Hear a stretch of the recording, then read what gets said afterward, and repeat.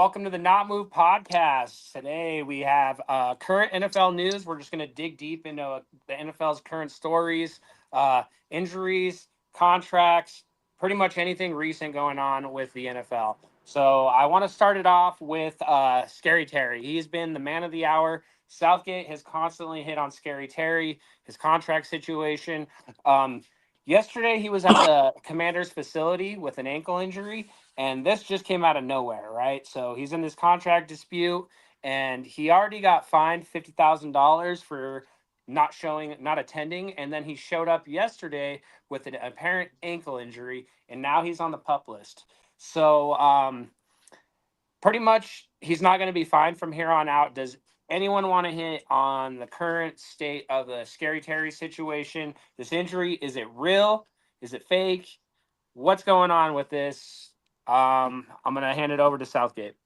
Oh yeah, I just want more detail. Where did he get the injury, and how did he get the injury?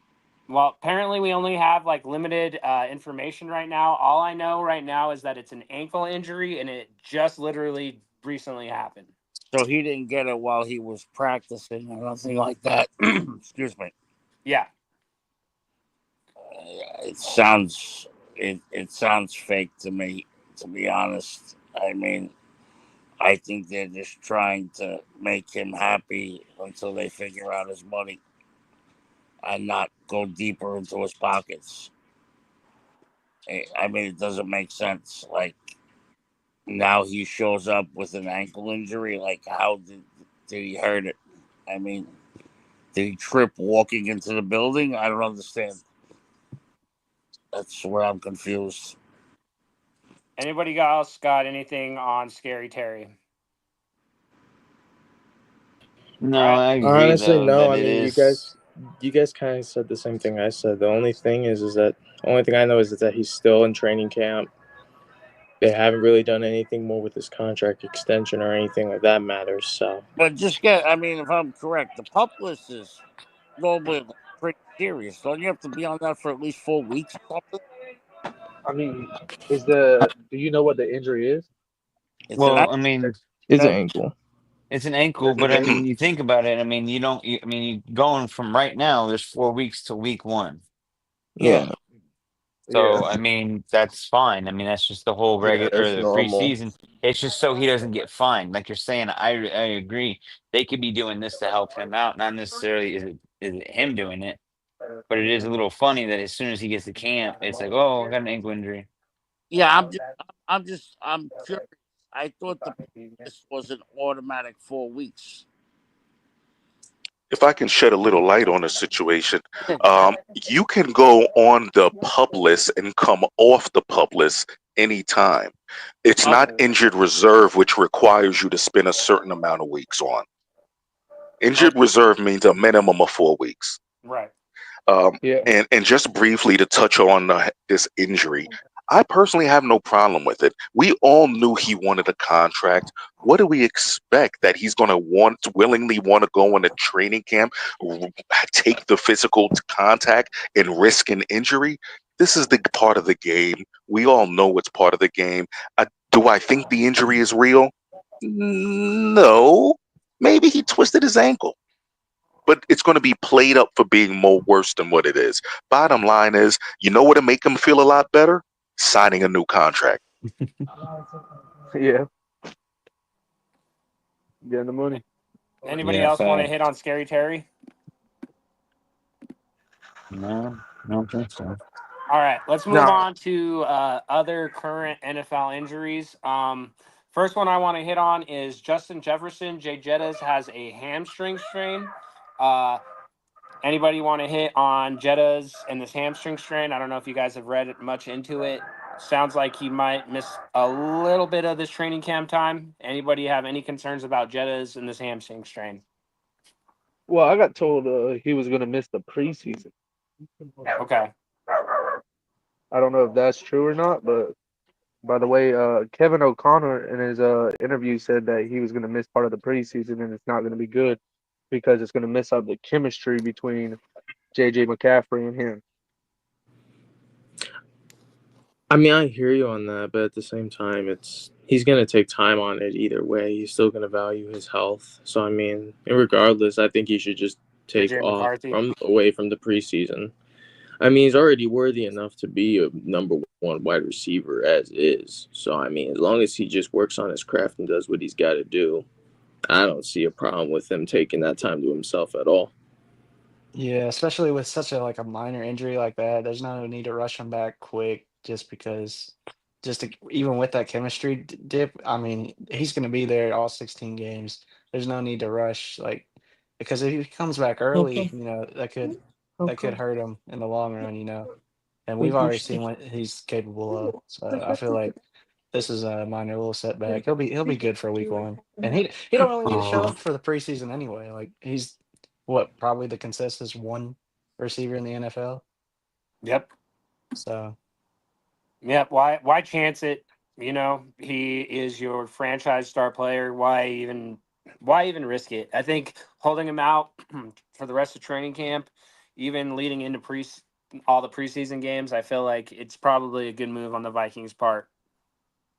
On that note, obviously, Jordan Addison is going to be suspended. So we're going to stay on the Vikings, and he's facing a 3-game suspension. So, in my opinion, like it's probably best to just sit Jettas and to give Addison this time to do work because he's going to miss games. He's going to face a 3-game suspension with his off the field activities.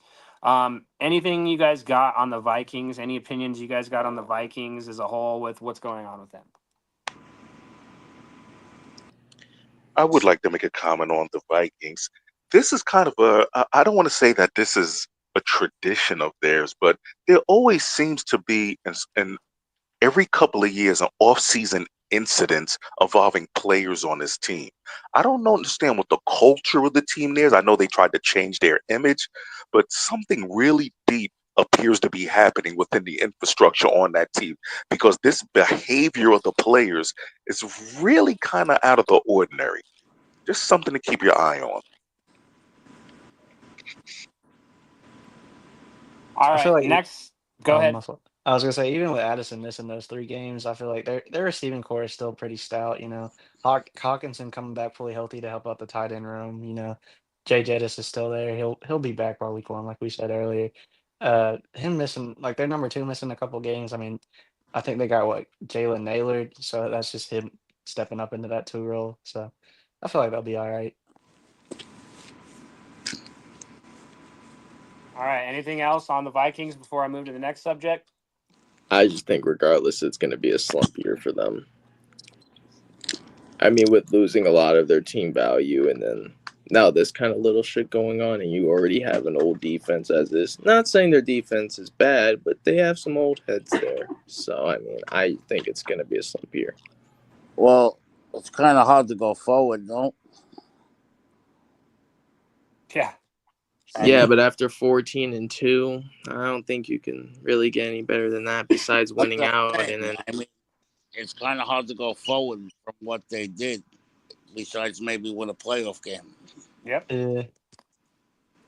Quarterback change. We got these wide receivers. We got one injured, one suspended. I mean, record-wise, nobody expects them to do the same or better. So that's a regression right there. All right, I want to move on to the next topic. That's going to be the next major injury this week, and that was Joe Mixon with a foot injury. He's expected to miss some time. Could be up to 6 weeks. How do you think this affects the Texans? Being that Joe Mixon is expected to lose time. Obviously, the running back behind him is Nick Chubb.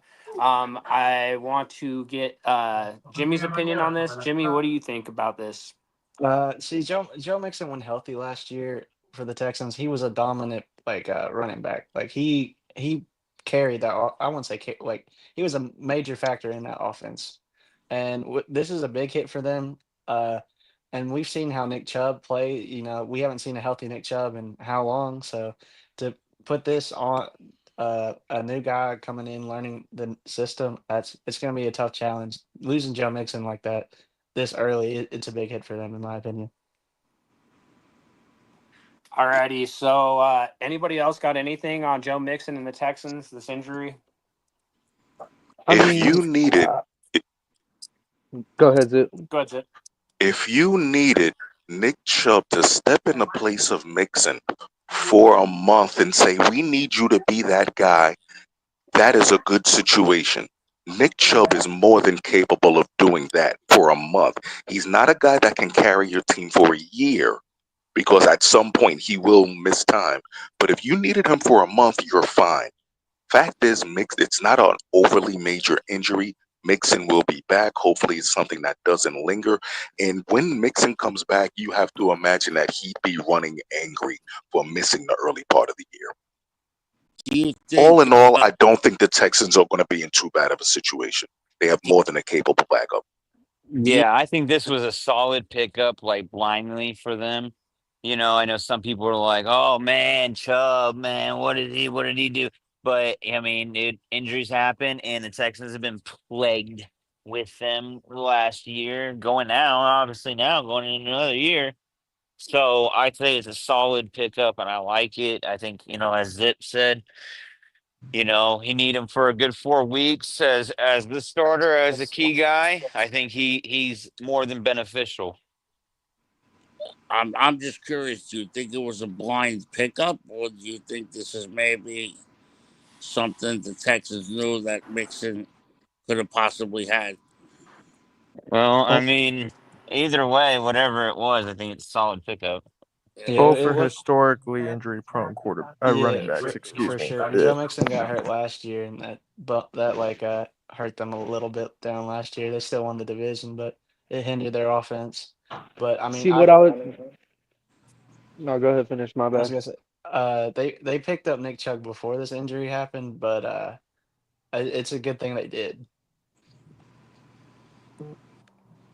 Yeah, like y'all been saying, like I'm thinking that they were thinking that like you said, Joe Mixon got hurt last year towards I think it was the beginning or the end of the year.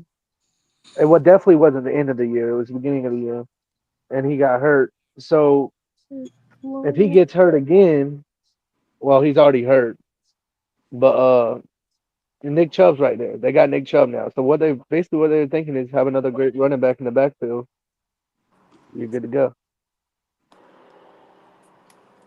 I mean, yeah, at the same time, though, can he go up to that standard with having all those injuries in the past recent years? I mean, we've seen him do it before, but with the injuries, it's different. That's a good question.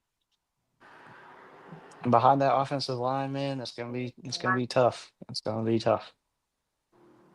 Like betters in the comments down there says, "What if Chubb goes down? Who's up next?" That's a good question. Who is their third Who's their string? Who would third be string? backing up Chubb? Did they get a? I think they got a rookie. They drafted They got somebody. a rookie. Uh, no, he went to Jackson. Who was the dude they drafted? And that rookie, I mean, shoot, I mean, we don't really Yeah, recognize he's the rookie numbers. So what is he un, really doing? unproven. Yeah, he's Yeah, we unproven. gotta see. We'll see. What Well, is it? chances are we're Pierce going to see a or lot Woody of whoever Marks? this rookie is. Well, Whoever Is it this Woody rookie is, we're Marks or probably likely Pierce? to see him in the preseason. So It's they Pierce. have Damian Pierce, who was out, and then behind him is Woody Marks. So they're Woody Damian Marks Pierce is is a their strong rookie. back. Yeah, Woody but Marks is the Damian guy Pierce they is just out drafted. also. But who is it Yeah. going to be out of those two? Do you guys think, or you No, think they're just kind of throwing back and forth? no, I'm saying Damian Pierce is out, so it's just Oh, coming. so it's going to be Woody Woody Marks. Marks. Yeah, Yeah, that's the So rookie so they drafted. you're looking at an injury prone Nick Chubb and Woody Marks. Woody Woody Yeah, Marks. Woody Marks. Yeah, Marks. that's the rookie they drafted. Yeah, sufficient. At least for a couple of weeks. Yeah, yeah. Hey, they got this. Shout out Oh No man. Man Stitch. Shout out to that No Man Fantasy Sports podcast, to NNT, and shout out to the Not Move podcast. All right, I'd like to hit on the next major injury. Matthew Stafford has been dealing with a back injury, and they had conversations. They actually interviewed McVay, and they are going to take it easy with Stafford during training camp. Don't think he'll play much during the preseason. Any worries about Stafford and this back injury lingering into the regular season? Oh yeah. Um, Here's the thing, man. I mean, you first and foremost, Stafford's always kind of had some injuries lagging throughout his year. Second off, the guy is up there in years. He's old. You know what I mean? So that back injury, I mean, your back goes out in your 30s, bro. And on top of it, him trying to get that thing right, I think there's some question marks on that and how well he's gonna do this year. Or at least, to start the year off, you know. Because dude, he's got a man, I can only imagine throwing a football or getting hit that hard with a bad back. I like to see. I seen some video actually of Jimmy G connecting with Devontae, and it looked pretty good. I'd say that pretty good. Stafford is 37 right now. Yeah, I was gonna say Father Time is literally on his foot right now. I think it's already ran through. I mean, you could say that about him, but until he starts declining, look what he did this year. Look what he did this year. And I mean, he's people's favorite to go to the Super Bowl. That's the Well, thing, that's dude. Is awesome. we can't go off of anything but other I than what know. he just did, Yeah. and then his age, and knowing that Father Time catches up to people, and it's on his heels. So A-Trade, do you know the severity of the back injury? Or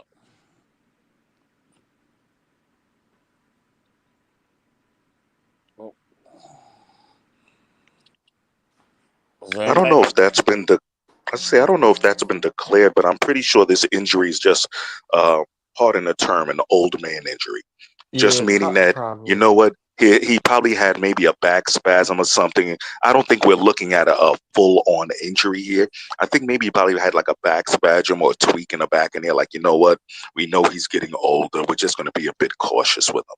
That's Yeah, all. and and that's what I'm we've seen saying. the production, man. He don't need the preseason anyway, bro. Yeah, that's Like, yeah, that's what I'm saying with his age and stuff.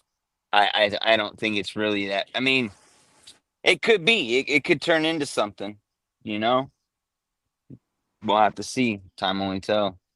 yeah. Stafford is tough as nails, though. Appreciate better betters out there in Facts. the comments. Yeah, that's one of better betters' favorite players is Matt Stafford. Uh, Anything else on Matt Stafford before I move on? just says right now he's week to week. Yeah, I'm reading he'll up be on it all right right. now. Alrighty, so moving on, the fourth major injury that we've had over this week is Darnell Mooney of the Atlanta Falcons has a shoulder injury and he's expected to miss 4 weeks. Obviously, this takes a hit on the Atlanta Falcons receiving core. Any opinions on this 4 week absence from Darnell Mooney? I think this is low key Yes. kind of big, man, because he was tearing it up last year, right? Yep. And him building that chemistry with that rookie quarterback, that's what's needed, and he showed that he can be like a solid wide receiver too. So him going down does hurt them a lot. Darnell Mooney was brought in to be their big play guy. Okay. Atlanta was basically very heavily independent on Drake London because, for whatever you may think of him, Phillips, Michael Pitts, Kyle Pitts has not developed into the receiving option a lot of people had thought he was coming into the league. He had a great first year, but the production really hasn't been there since. So they needed another guy to come in to either open the field for Pitts or to be the true option. And when Mooney went to Atlanta, it was a virtual consensus that this was an excellent move by Atlanta. Depending on how severe this is, this could be a very drastic thing to happen to them because they can't afford to lose games. They need to get out to a hot start. That's facts. There is one thing that though update with Kyle Pitts. They are actually moving him to wide receiver to play in the slot. Mm. And as they've been in practice right now, it seems to be panning out pretty well. I don't know what really changed from the tight end to the slot or wide Wait, receiver so position, but yeah, I He think that like you said, I think that has a big impact on their season. They need money. he never really was like the greatest blocking tight end anyway, to be honest. So maybe like getting him out wide, it gives him different freedom of routes, different Yeah, routes to switch up. yeah, that could be what it is. Betters asks, what do you guys think about DJ Chark? He's with the Falcons now, I think. Yeah, Someone's he gonna have was. to step up. Yeah, he's bounced around a couple teams. This could be his time to make it. He was with the Chargers a while ago, and he was putting in decent numbers with Herbert. So if Michael Penix is what they think he is, he's going to get his opportunity. All right. I think Anything else DJ on Chark is. Darnell Mooney? Well, a quick note on DJ Chark. I think he's really interesting because I think when you look at guys who have potential and have shown it in glimpses and fashion, he's one of them. At one point, he was a borderline potential number one receiver type. It just didn't pan out that way. But I think everybody still considers him a great talent. If this is his opening in order to get, in order to get an opportunity to still be a top guy, you got to make the best of it. This is his opportunity to shine right now. Show us you can still be that guy. All right, guys. I wanted to hit on the last injury news that we got this week, and that was Justin Fields. Justin Fields has a dislocated toe. Um, how does this put the Jets back? And do you see this being a lingering issue with a dislocated toe going into the season?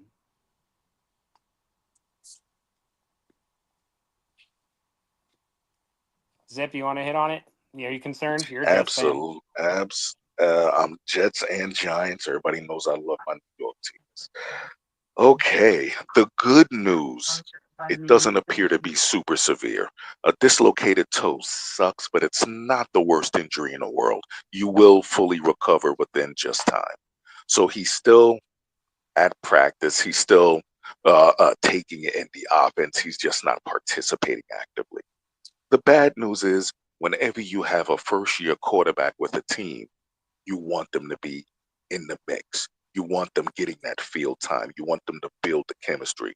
So, good news, not severe. Bad news, you're not out there building the chemistry. But overall, it could have been worse. I got some more good news for you too. It wasn't his big toe, because that would have been bad if it was his big toe. That would have limited a lot more of his mobility, but it wasn't that. I do kind of worry though that he is a mobile quarterback, so breaking your toe this early, is that going to cause him to hesitate on the run, hesitate? I don't know. It'll be interesting to see how that affects him. Yeah, because my thing when I heard about that is turf toes, and I know it wasn't necessarily labeled the turf toe, it came out of the turf toe, but toe injuries. He's not a sitting duck per se, So what is it really going to be? I mean, is that going to be a lingering injury and something that could, you know, put a detriment in his game?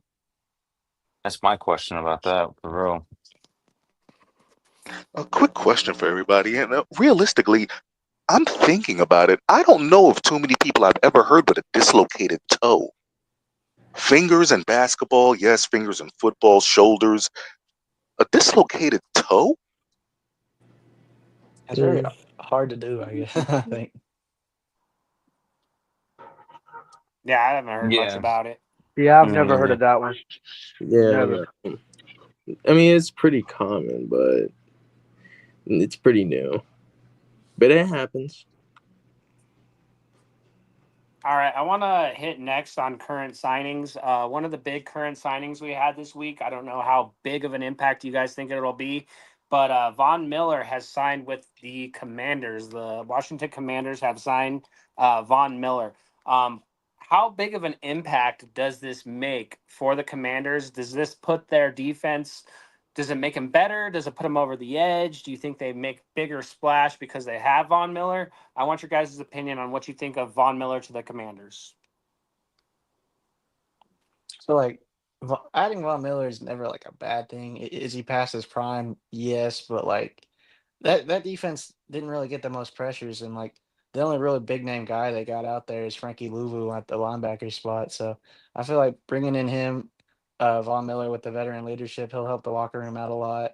And he's still able to make some plays. I don't see him being like a every down type of edge rusher, but he's a impact player for sure. Does it send him over the edge? I don't know. I feel like it puts them because their defense wasn't really the greatest last year. So I feel like this middles them out, puts them more in the middle of the pack instead of the back of the pack kind of thing. I mean, even if you have him as a third down guy, he's still really a not bad pickup, honestly. He's still a great veteran option, someone that can attack the outside aggressively and very well with his hands. So, I mean, either way, I think it's still decent.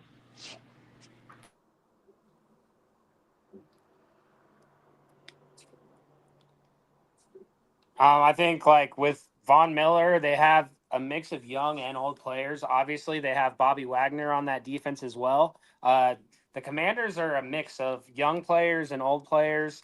We'll see how it's going to jive for the year because I think the down spot was the defense because the offense definitely performed. They just couldn't keep pace with the Eagles when they played them in the NFC Championship. So maybe just little pieces to that defense can really put the Washington Commanders little bit closer. Let's say they'll get a little bit Yeah. closer to the Philadelphia Eagles this year. All right, guys. I want to hit next on Christian Wilkins.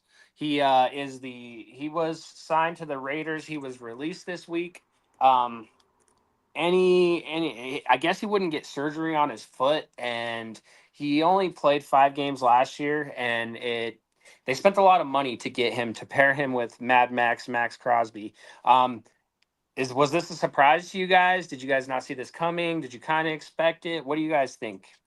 I thought this was a surprise for sure.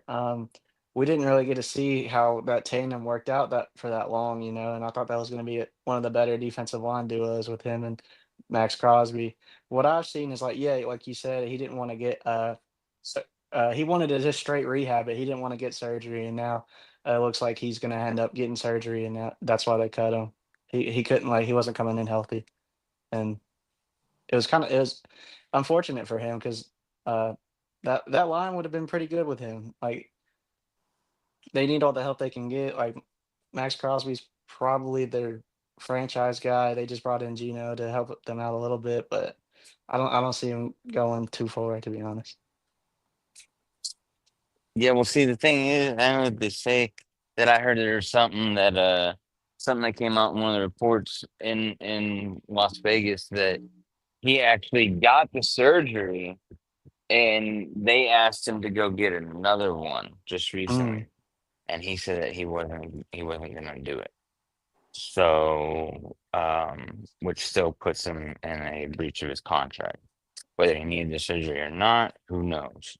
This could be one of those deals where they just didn't like the outcome of what happened.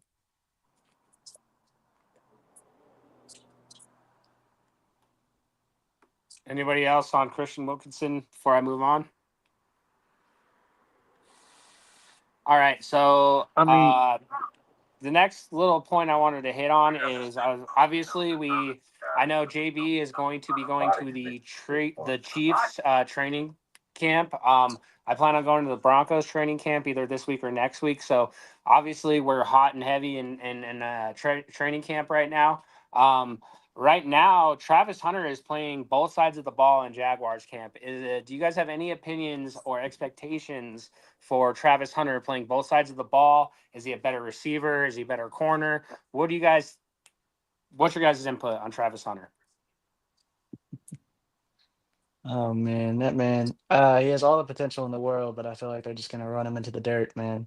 He's probably their they have him listed as their wide receiver 3. I don't know why. I would put him at well, they have De'Ami Brown over him, and I would probably put Travis Hunter at the 2 over De'Ami, but I don't know. He's definitely a better corner than he is a receiver. He was struggling with his routes early on OTAs, but I just like I say, man, I worry about the kid's health. Like we know, NFL games are like getting in a car crash multiple times. So if he's doing that on both sides of the ball, like they're trying to like force him to do, which I mean they need all the help they can get on like the corner and the receiver position. So I see why they made the move. It's just I worry about the kid's health. I think he's in an interesting position right now because no one denies that he is ridiculously talented. Um, he may be a better corner than he is a receiver, but given the team that he's on, he's probably more likely to see the field as a receiver. One thing about Jacksonville is they are stacked at cornerback. Yep. So are you going to put him at the are you going to put him in the nickel? That's not his forte. He's a sideline cornerback. So what I'm saying is maybe having him learn both sides of the ball isn't the worst thing in the world. I just wonder going forward, is the plan, hey, we're going to use him multiple times on offense per game and have him play a bit of defense? That's much different than saying this guy's going to be a starter and still play on the other side of the ball. So I'm just curious, are we looking at a part-time player on each end, or are they looking for him to be a starter down the road? I think it's just something to keep your eye on. Yep. And in the comments, does Travis Hunter want to play both sides, or do they want him to play both sides? I feel like when you draft a guy that high and you jeopardize the future and you put forth and spend draft capital to get a guy like him, I feel like that's what they want to do, right? They want to play him both sides, but that's a lot to ask. I Yeah, mean, I I mean, think he's done it before. I think he had no problem doing it again. The only yeah, question is he going to do it consistently or is he just going to stay to one? I think he wants to play both sides for sure. They paid him like he's playing both sides. And how I look at it, right, is Travis Hunter was their first round pick. Travis Hunter, the wide receiver or cornerback, was their first round pick this year. Travis Hunter, the cornerback, is their first round pick next year. They just kind of lumped them together. And if he can be that guy that they think they can, they thought they made the right move. So anything else on Travis Hunter before we move on? All right. So next thing I want to hit on, since we're still kind of on the training camp stuff, um, reports came out that Ben Johnson was caught screaming at Caleb Williams in training camp this week, and they got into a little bit of a little spat. Is this concerning for Bears fans? Is this concerning, or is it concerning, or is it Ben Johnson actually like putting his foot down and showing that he's a no bullshit coach? When you're a I, new coach in the league, there comes a moment where you have to establish that this is your team. It doesn't usually come to the expense of a quarterback, but sometimes you need to let a quarterback know, hey, don't take this personal, but I'm going to voice myself and it's going to be this way. I think this is him just asserting his dominance as a head coach and I'm quite sure that once they got into the building, these two probably talked and hashed it out, and it was just a grain of sand. But at least in front of the players and the media at that moment, you learned who the head coach was. yeah, I feel like Ben Johnson's a no nonsense guy. He wants to show that he's capable at making of making a difference at this level. We saw what he did as an OC in Detroit last year. So him moving up the ranks so fast, I feel like he wants to show everyone what he's capable of. And Caleb Williams was this highly touted guy, and he's just trying to uh, mold him into the guy that he thinks he can be. So I think it's a good thing to get him out early, especially early too. Like if this was like in the like regular season, this would be a problem. But if you get the issues out now early before training camp or like during training camp, uh, I feel like everything will be solved by the time the first snap happens. And they'll be on the same page.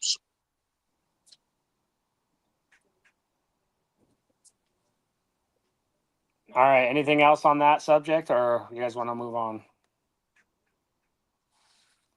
All right, we'll move on. All right, so big news this week. I think probably some of the biggest news this week was finally the first round pick for the Cincinnati Bengals, Shamar Stewart, signs a 4-year deal with 18.97 mil, and that's a $10.4 million signing bonus. Shamar Stewart is finally locked in to play defense for the Bengals. Anything you guys got on them finally getting the deal done and him not going back to college? Was it that hard? A-Train, was it that hard? That's all wasn't it? Come on, dude. Like he was practicing with the Aggies just because they were like moving him or messing with him around. Like I don't get that. Their defense is the biggest hole they have. Joe Burrow literally has to play perfect football for them to even be in the game like last year. So, like, come on, dude, figure it out. Yeah, I got to put this one squarely on Cincinnati. We knew this was only a matter of time. Did we really have to go through all the posturing? Of I mean, course, he was going to get signed. What Yeah, what took it so long is a bit ridiculous, but we knew it had to get done. yeah, it had to. It's their future, especially without Hendricks. Like they were I just mean, kind of my only stroking their thing, ego, I think. You know what I mean? right? My only thing with Hendrickson is it's kind of making the Bengals feel like it's a lack of trust at the same time because I kind of just read this the other day where Joe Burrow didn't even want to talk to the coaches about what's going on with Hendrickson, but Hendrickson's allowing himself to open up to said quarterback. So right now it's just like, yeah, they're working with him, but they don't know what's being said. He don't even want to trust with the office. So it's like right now it's kind of like, how are you supposed to lead this team, but you can't even trust your coach, let alone your office? That's my whole problem with it, really. Oh, I feel like they c- I don't know, they just seem like a laughing stock if they don't get this done, right? Like, because if Shamar would have went back to college, every team could have drafted him again except them, and that would have been like the first time in NFL history, and they don't want to be in the record books for that, you know. It's Yeah, so very obviously questionable. Trey Hendrickson still not signed. Feeding into that, hopefully they can get a deal done. It shows that he is not going to attend training camp. OTAs are done, but training camp, and it sounds like he's stuck where he's at. He wants the contract done. He wants a long term deal, and they are not doing that. The other guy that's doing that is Micah Parsons, Michael Parsons, right? Uh, Jerry Jones. yeah, No. we saw the press conference with him calling him Michael, so which is super weird that they didn't even call him by his right name. But it sounds like that contract's at a stalemate. So the two big names left is going to be Trey Hendrickson and Micah Parsons. Who's going to get the deal done first? And what do you guys think about these two guys not being signed yet? Well, whoever gets it done first is going to be signed for less. I feel like because that's normally how these contracts go. It's like you saw it with Max Crosby and Miles Garrett. Max Crosby was the most high paid or the highest paid player for a week outside of quarterbacks, and then Miles Garrett did it like a week later. So I feel like it's just going to keep raising the bar. I don't think. I feel like resetting the market for Micah Parsons is reasonable. I don't think Trey Hendrickson is. Uh, in that conversation a player. But I mean, he's definitely their best option as the defensive edge position. So I feel like they need to get it done. I feel like what they should do is just offer more guaranteed money and like less total. That's how I feel. Look at it. I don't know how you guys see. We need to talk about timing. If this were any other year, Hendrickson would already be signed. It wouldn't be a question. He'd have his money. He'd have his guaranteed amount. That everything would have just kept on rolling. He just happened to become a free agent, or not a free agent, but his contract just renegotiate his ability to renegotiate his contract just happened to come up at a time when the Bengals doled out mega millions to several players. And also This key is positions at strictly at my key. fault. This is strictly about timing, and for him, it's unfortunate timing. He will get his money. It's just a matter of where. I'm beginning And to think it how. won't be with the Bengals. I am seriously beginning to think that it won't be with the Bengals. And if it isn't, Well, he'll be getting his millions elsewhere and Yeah, continue someone else. playing excellent ball. yeah, Yeah. but with who is the Well, question? there's been trade rumors about around with a couple teams. Like who? The Commanders have a lot of capital. I saw one with them. I saw what Who was are the they other one? going to trade? Terry? No, they're not gonna trade Terry. I don't know. I've It just would seen a couple involve, more things, than but likely, it would it's involve probably draft picks. yeah. I was gonna say it's probably gonna be picks. I don't know if you just want to take Hendrickson for a couple of draft picks, though, man. That's a Yeah, little. because see that's why He's Cincinnati's not. out on it though, because he's He's not 30. just worth a couple of draft picks. Zip. That's the problem here. They're Hold, asking for hold like a on, first hold round, on. man. I need to pull back on that because I want you to understand just how good Hendricks has been over the past 5 years. I think it goes Right. overlooked that this man has played not good football, but But phenomenal football. phenomenal football. He Which is has why I also been don't think he's worth just picks. okay. I understand what you're saying. You're saying he's worth. I misunderstood. I thought you were saying that you didn't think he was worth only a couple. You're saying you believe his value is greater than that. Correct. My bad. Okay, understood. I'm in that same ballpark. But I do figure if a team were to offer a couple of high picks, maybe that might be enough just for Cincinnati to say we're out of this situation and we'll take the picks. Yeah, no, my whole thing with it is like, okay, I can understand if the Washington Commanders do something like, let's say they do a trade of like Hendrickson and Terry, and then maybe like a couple of draft, like a one or two draft picks. I can understand that. I can get that. But just Hendrickson and a couple of picks? What? What? What? Well, it depends on how much they give up, right? Because I feel like Cincinnati wants like 2 firsts out of Yeah, but them. So no, he's we'll not. see. Like, okay, unless you're giving away like a guaranteed first pick in the first round.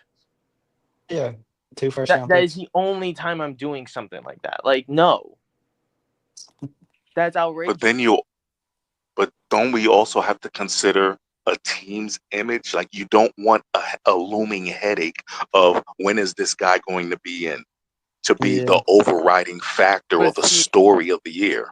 Zip, that's why I said guaranteed because then you know exactly what pick you have and you know what to put is that potential option. And I want to Well, hit there's on that no. because we had a comment. Someone in the comments just said, "Can Parsons use Watt's new deal as leverage?" Now, T.J. Watt just signed a 3-year, $123 million with 108 million guaranteed, which averages roughly about 41 mil per year. He is the highest paid non-quarterback player in the league now. Do you think that Micah can use that as leverage for his contract Abs- because TJ? ab- Absolutely. That's the whole point of having contracts signed. yeah, 100%. That is now. It doesn't mean that he'll top that, but it does mean that hey, this is the starting point. yeah. This is That's the the bar standard. I'm setting myself against. Hmm. If you But believe he's the top guy and you believe I'm the second guy, that's my benchmark and I should be near that. If you believe that, if you're telling me that I am the most talented and should be the best guy in the league, then you know I need to be above that. That contract is the starting point, whether you go above or below it. But that's where the conversation starts. and that's why I think it's better to sign soon. If you sign him sooner, it's cheaper for you in the long run as an owner wise. Because every year or every couple weeks, it's like, oh, everyone's breaking, like everyone's getting paid more and more and more. We have Especially, another comment. We have another comment. It says, "Is there any way Parsons can get paid more than Watt?" I could see it honestly. I feel like if not the same, maybe like $1 million more, just so he can say he's the highest paid player. Because that's just kind of how I feel like he is, how he carries himself. He thinks that he's the best player. I All love right. that question. I Yeah. Right. absolutely love that question. And the answer is, if you were, I am going to assume that the person that asked that is a Cowboys fan, and I would ask you this: He is. how much is he meant? How much is Micah Parsons worth to you? Is he worth more than a T.J. Watt to you? That's what Jerry Jones has to be asking himself right now. I like that, Zip. Some people say yes. Yeah, I like that, Zip. I think every Cowboys fan right now is asking that. You hit it right on the head. You knew he was a Cowboys fan before I even after I read the question. You already knew he was a Cowboys fan, which is crazy because you had no clue. But yeah, he is a Cowboys fan. So we're gonna wrap this up. The last topic I wanted to hit on, I didn't. JB might be busy right now, but Rashid Rice, he got his. He went to court. He got 30 days in jail and 5 years probation. Now he's got a suspension looming. Um, do you guys think this puts the Chiefs back? What's your guys' opinion on off the field legal issues, and what do you think this does for him as a person and as for the Kansas City Chiefs trying to repeat to go back to the Super Bowl?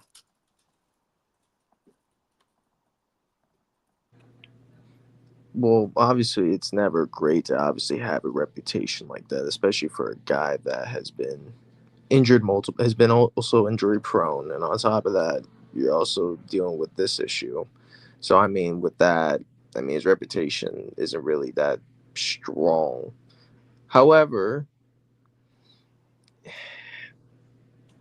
do I think he deserves it? Yes. I mean, you should, if it's necessary and if it's very needed. So, yes. And if so, guaranteed it should probably be for a good, like, 6 weeks. Guaranteed. If it's a low end suspension, if anything. A lot of the people I've been talking to are thinking like 4, possibly 5. Yeah, that's what I was thinking too. Yeah, even if that, like, it doesn't have to be something crazy, but is it going to be the majority of that season? Yes. Yeah, I You got could to definitely think see that's that. like a third of the season. You miss Right. that amount of games. That's a third of the season. Yes, correct. And Let, do I think that plays a big role? Yes, because he is probably one of the best receivers they have.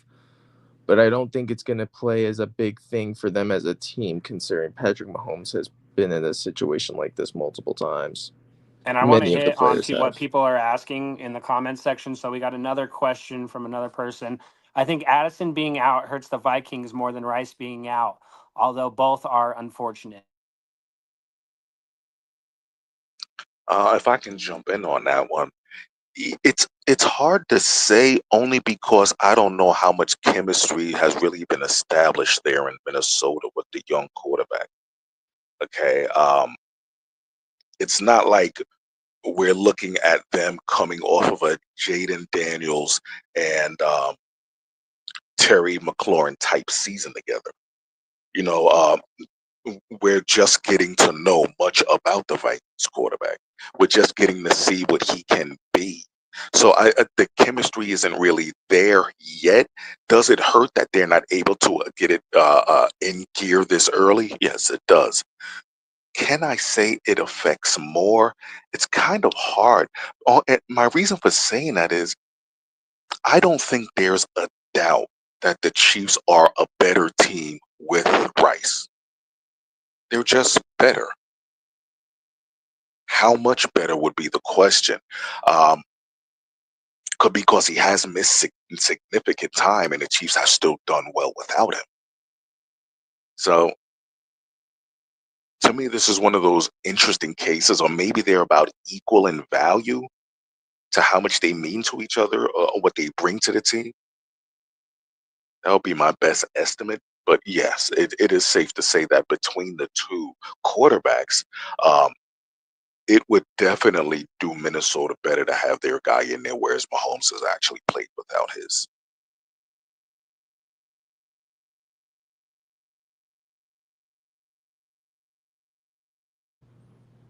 Tines? Oh shoot! What was the question? My bad. also gonna some.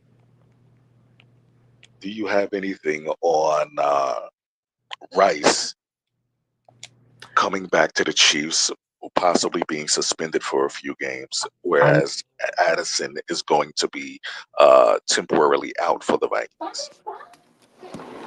I mean, with both of those guys, I mean, obviously it's a big role for both of them, but I don't think it's going to be crazy for both of those teams, considering the fact that, well, with one, I don't think the Vikings can really, if so, improve compared to what they had last year.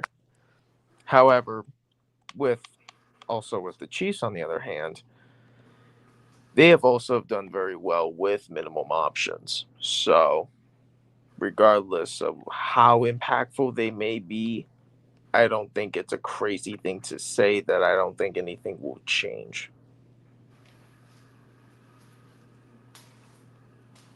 All right, guys. So that's pretty much all the stuff that I wanted to hit on for this week. We will be back next week with 2 episodes. We haven't decided quite yet what days we're going to hit on, but appreciate all you guys being here, hitting on all the current NFL news. We'll see you guys next week. A Train, thanks for Yeah. having me on. Yo, it's Zip Zap, all bass, no treble. God bless. Not Move Podcast. We'll see you next week.